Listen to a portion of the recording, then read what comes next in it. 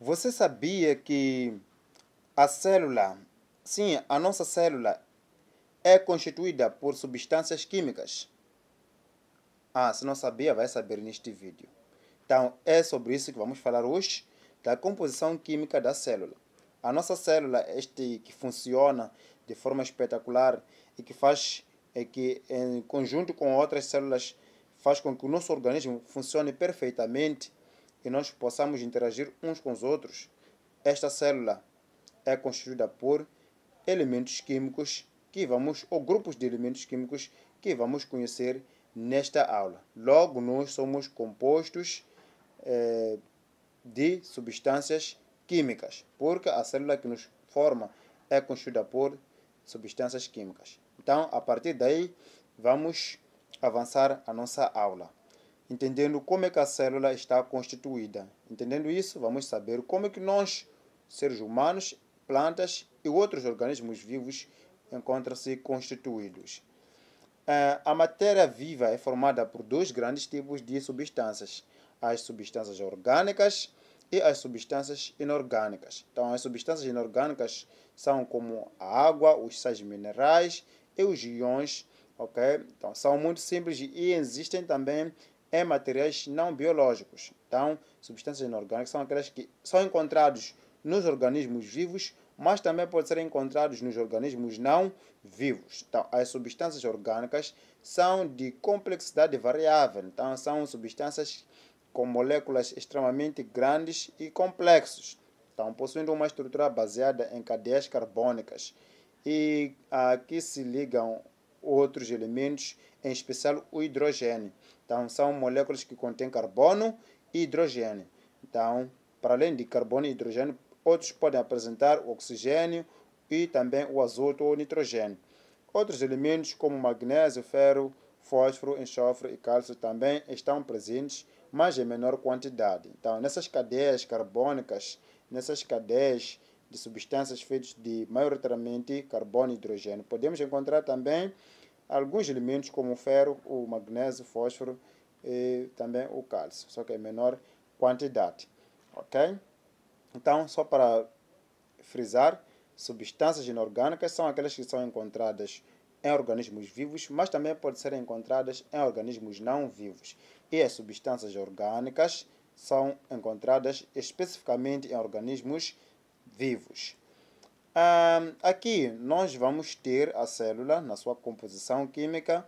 2% da célula é constituída por sais minerais, 1% por outros tipos de compostos ou elementos químicos, 2% da célula é constituída por lípidos, 3% da célula é constituída por carboidratos, 7% da célula é constituída por ácidos nucleicos e 15% da célula é constituída por proteínas. A maior parte da célula, neste caso 70%, contém água. O que eu quero dizer é que a maior parte do nosso corpo é feito de água. E em segundo lugar, a maior parte do nosso corpo, em segundo lugar, tem proteína. O que eu quero dizer, em outras palavras, é que nós somos feitos mais de água do que qualquer outra substância. E em seguida, temos mais proteína do que qualquer outra substância. Então, estes são os vários grupos de substâncias químicas que constituem a nossa célula ou a célula dos organismos vivos. Então, temos os sais minerais, temos os lípidos, os carboidratos, ácidos nucleicos, proteínas e água. Agora vamos falar de cada assunto. Água. O composto mais importante nas células é a água, podendo atingir até 75% ou mesmo 90% do total da massa. Se formos a pesar a massa da célula, 80% ou 75% a 90% desse peso é por causa da presença da água. Okay? Então, a água tem uma estrutura molecular simples, que é formada por dois átomos de hidrogênio e ligado a um átomo de oxigênio. Conhecem vocês lá na química o famoso H2O. Então, esta é a fórmula química da água, que corresponde a 75% a 90% da totalidade da massa da célula. Qual é a função da água na célula? Okay? Consequentemente, no nosso organismo. A água movimenta dentro da célula as substâncias nutritivas dissolvidas. Então, já sabem, lá nas aulas de química, que a água é o maior solvente, na formação de várias soluções. Então, aqui está a ter essa função, ok? Na movimentação de substâncias nutritivas dissolvidas, ok? Também serve como solvente para algumas substâncias, como alguns sais minerais. Então, é responsável por numerosas reações químicas. Então, para que várias reações químicas ocorram, é preciso a presença de água. E perceba que na vida real, se você pega um tomate, molha e não limpa, não deixa secar, depois de um tempo vai começar a apodrecer por causa do quê? Da presença de água. Então, há muitas reações químicas que para acontecer é preciso que estas substâncias estejam na água. Então, a água é muito importante para que as reações bioquímicas aconteçam na célula, porque algumas substâncias precisam estar na água para que ocorram essas reações. Então, é moderadora de temperatura, protegendo a célula de grandes variações de temperatura no meio ambiente. Turma, imaginem que não existisse o mar. O que aconteceria na Terra, por exemplo? O que aconteceria é que a temperatura ia subir de forma brusca, assim como ia descer de forma brusca, dependendo da presença ou ausência do Sol. Por causa da água dos oceanos, há regulação de temperatura. Então, a subida de temperatura é gradual, por causa da presença da água do oceano. Então, o mesmo acontece na célula. O fato de a água estar em maior quantidade, 75 a 90% da composição química, vai fazer com que as mudanças bruscas da temperatura do meio externo não influenciem nas mudanças bruscas da temperatura interna da célula. Então, quem vai moderar esta mudança, aumento ou diminuição da temperatura é a água. Vamos falar agora de prótidos. O que são prótidos? Então, prótidos são grupos de compostos orgânicos, ou seja, substâncias orgânicas encontradas na célula. Essas substâncias orgânicas são constituídas por elementos químicos como carbono, hidrogênio, oxigênio e nitrogênio, podendo também conter outros elementos, como por exemplo o enxofre, o fósforo e o ferro. Então, de acordo com a sua complexidade, os prótidos podem ser classificados em aminoácidos, peptídeos e proteínas. Então, vamos encontrar três grupos de prótidos. O primeiro que é de aminoácidos, o segundo é peptídeos e o terceiro proteínas. Dizer que esses três grupos vão se diferenciar de acordo com a quantidade de uma certa substância. É sobre isso que eu vou explicar logo a seguir. Os aminoácidos, que é o primeiro grupo dos prótidos. Os prótidos fazem parte do grupo de substâncias orgânicas que constituem a célula. Então, os aminoácidos são as unidades básicas dos prótidos, ou seja, são blocos que vão produzir ou vão formar os prótidos. Ou seja, vários tipos de aminoácidos, quando se juntam, formando uma cadeia, aí vão constituir um prótido. Então, todos têm a composição química semelhante. Falo de que aminoácidos têm a composição química semelhante. Então, todos os aminoácidos são formados por um grupo de amina, que é NH2, um grupo de carboxilo, que é o COOH, e um átomo de hidrogênio, que é H, e um radical, que varia em cada aminoácido. Então, cada aminoácido vai ter o seu radical, mas todos os aminoácidos terão, para além de cada um apresentar o seu radical, todos terão como semelhança um átomo de hidrogênio, um grupo carboxilo e um grupo amina. Todos eles terão estes três grupos, ok? Incluindo este átomo. Estes dois grupos, grupo amina, grupo carboxilo e o átomo de hidrogênio. Todos terão igual. Então, isso é que vai formar o aminoácido. Então, este conjunto de aminoácidos é que vai produzir um prótido. Então, um conjunto de aminoácidos vai produzir um prótido. Então, vamos avançar. Agora já sabemos o que é um prótido. Vamos agora, os peptídeos. O que são peptídeos?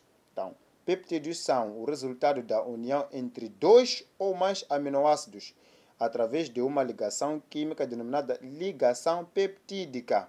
Então, a união entre mais de 20 aminoácidos formam um polipeptídeo.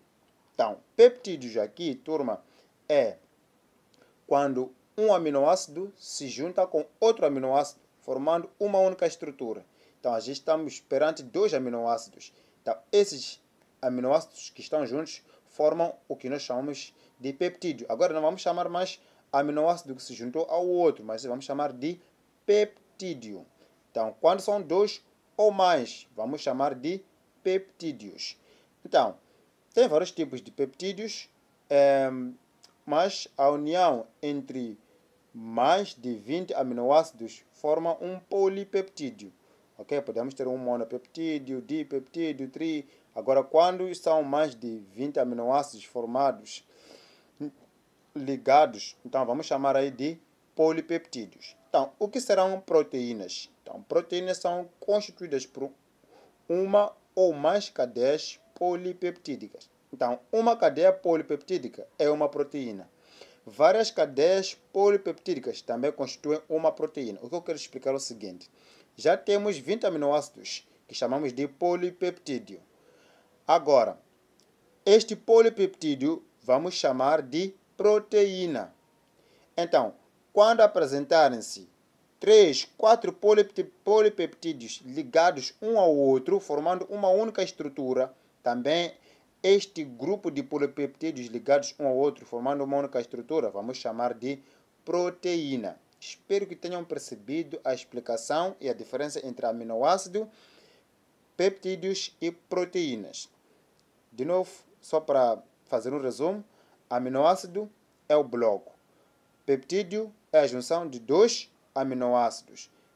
Ok? Como se fosse o que? A parede. E proteína é a casa, que são várias paredes. Ok?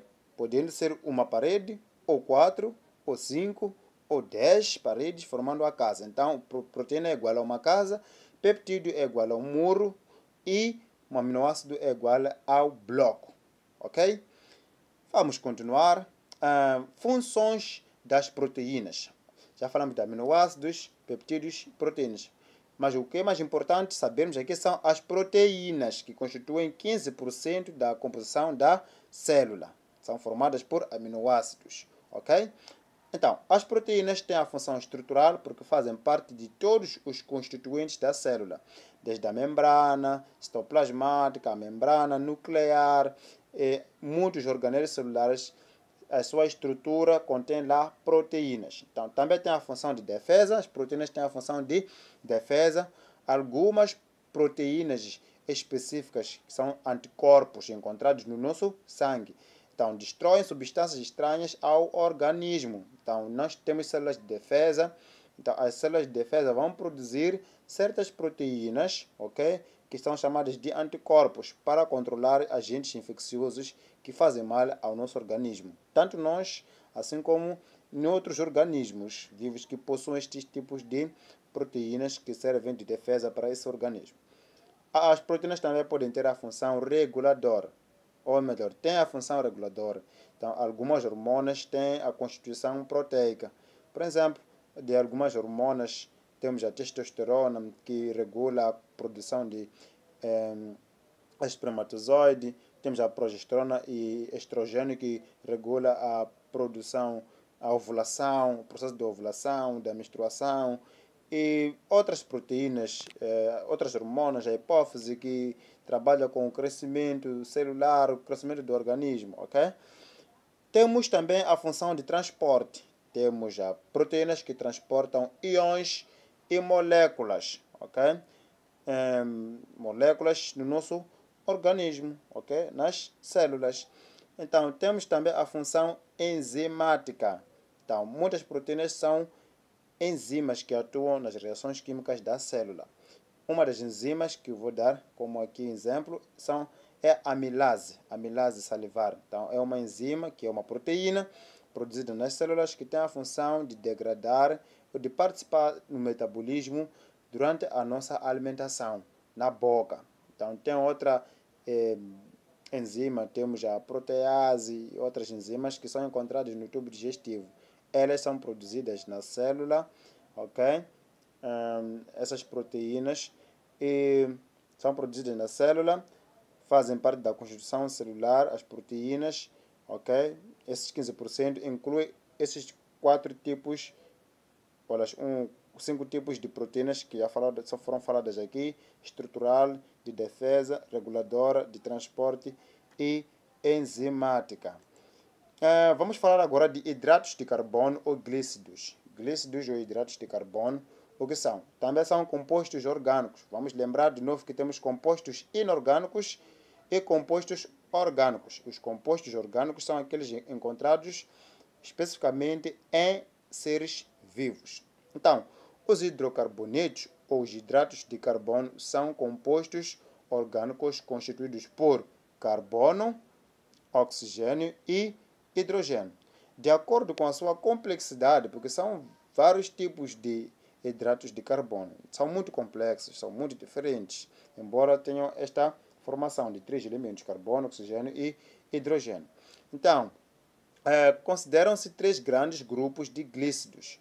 Então, os hidratos de carbono podem ser classificados em monossacarídeos, ou oligosacarídeos, ou polissacarídeos. Vamos entender melhor sobre isso. O que são os monossacarídeos? Monossacarídeos são açúcares simples. Então, os glícidos são nada mais nada menos que açúcares. Os hidratos de carbono são nada mais nada menos que açúcares. Açúcares mesmo, aquele açúcar que você conhece. Ok? Então, os monossacarídeos são açúcares simples.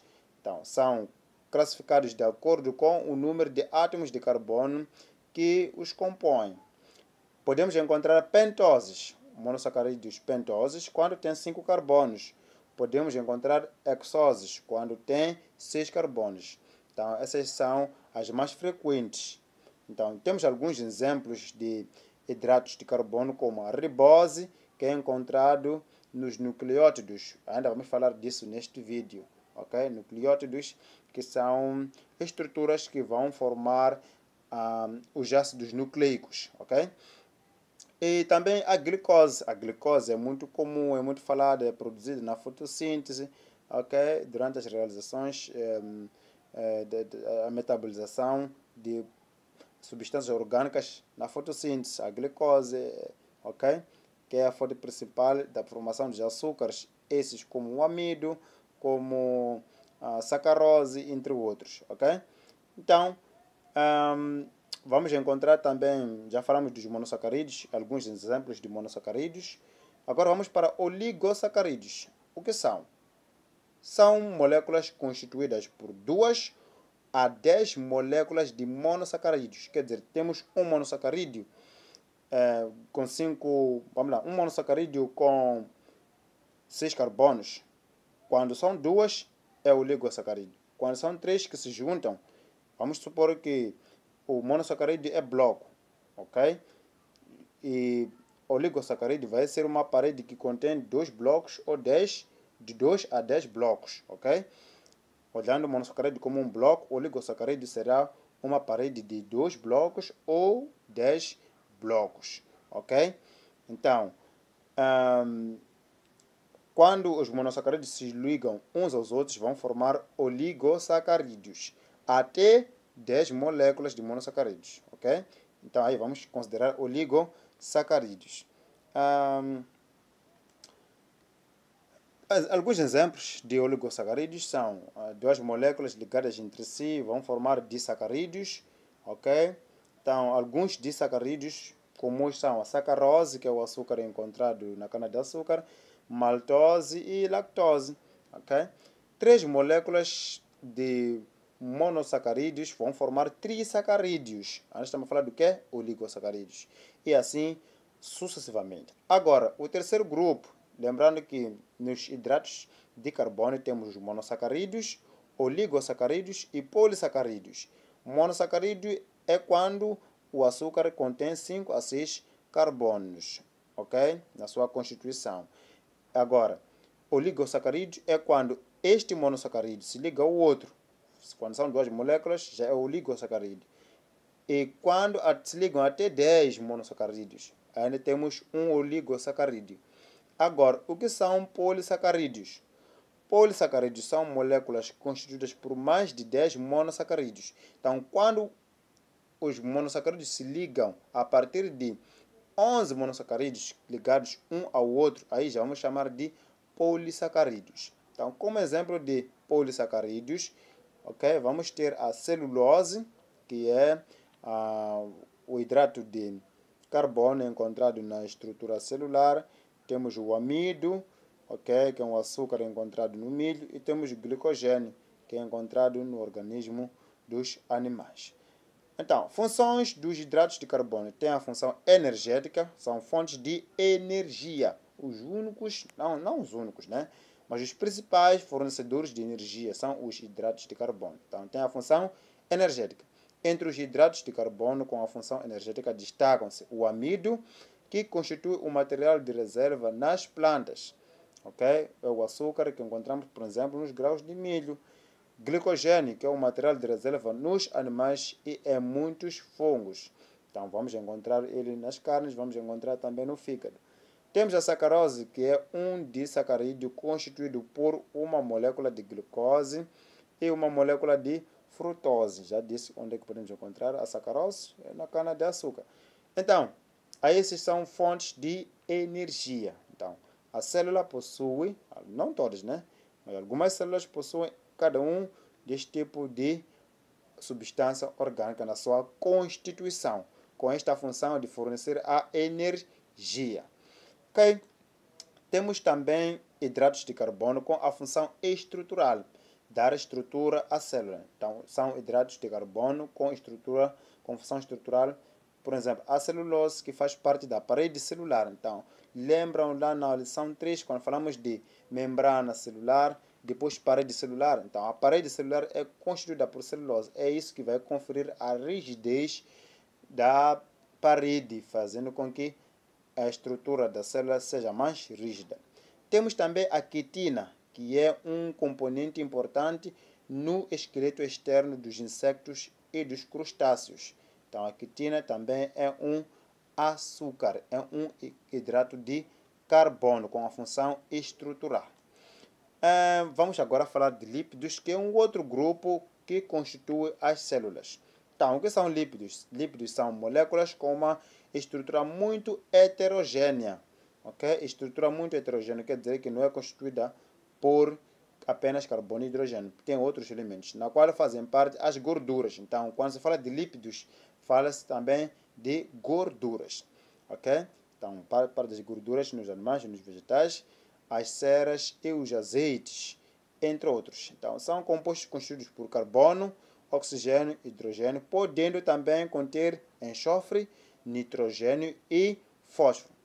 Podem classificar-se em 3 grandes grupos, de acordo com a sua função. Então, nós podemos encontrar lípidos classificados em 3 grandes grupos, de acordo com a sua função. Podemos encontrar lípidos com a função de reserva. Ok? São lípidos de reserva, os triglicerídeos, que possuem 2 componentes fundamentais, ácidos gordos e glicerol. Função de reserva, turma, consiste em reservar energia, porque quando a célula está em situação de falta de hidratos de carbono, vai converter esses lípidos em hidratos de carbono para posteriormente usar como fonte de energia. Daí que tem a função de reserva.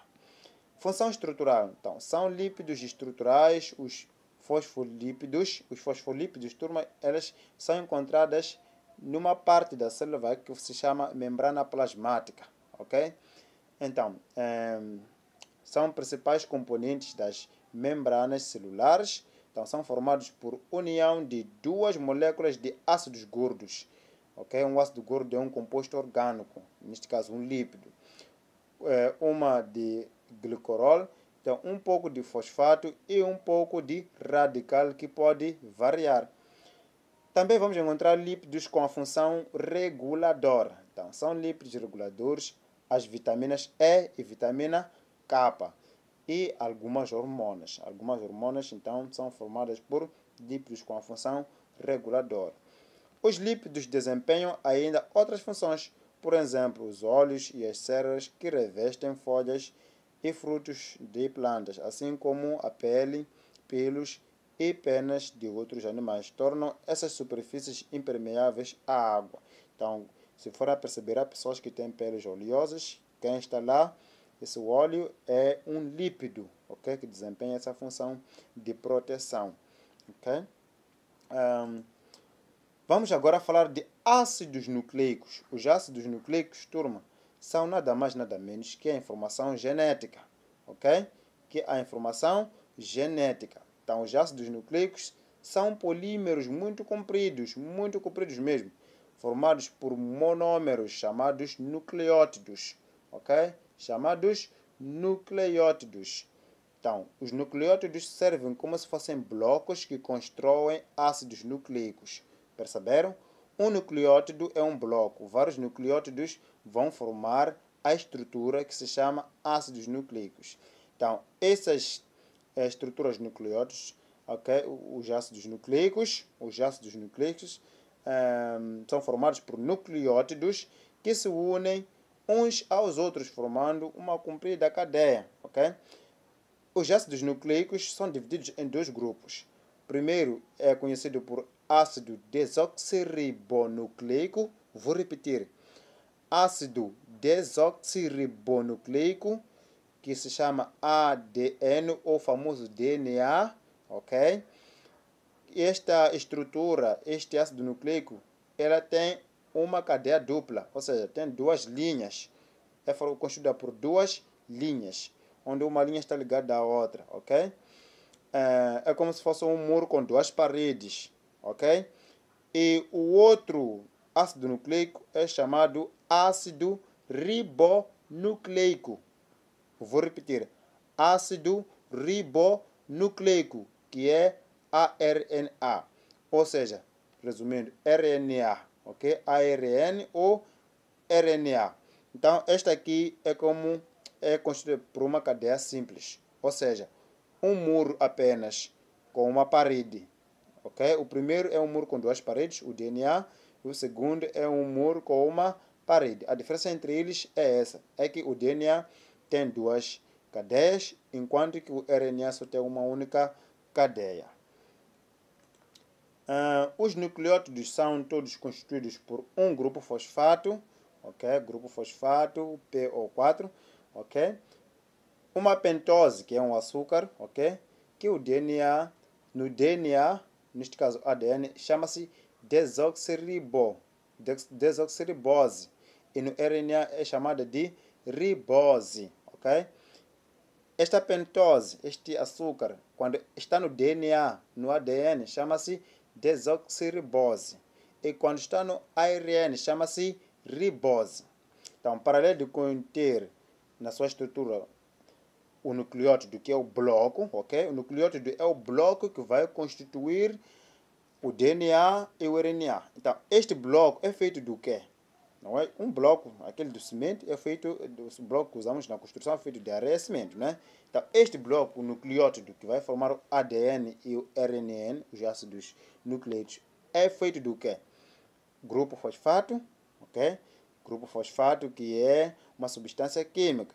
Pentose, que é o açúcar com 5 carbonos. Essa pentose vai receber o nome de desoxirribose quando está no DNA ou ribose quando está no RNA. Então, a outra estrutura química é uma base azotada, ok? Ou uma base nitrogenada, uma base que tem nitrogênios. Então, esta é a terceira estrutura.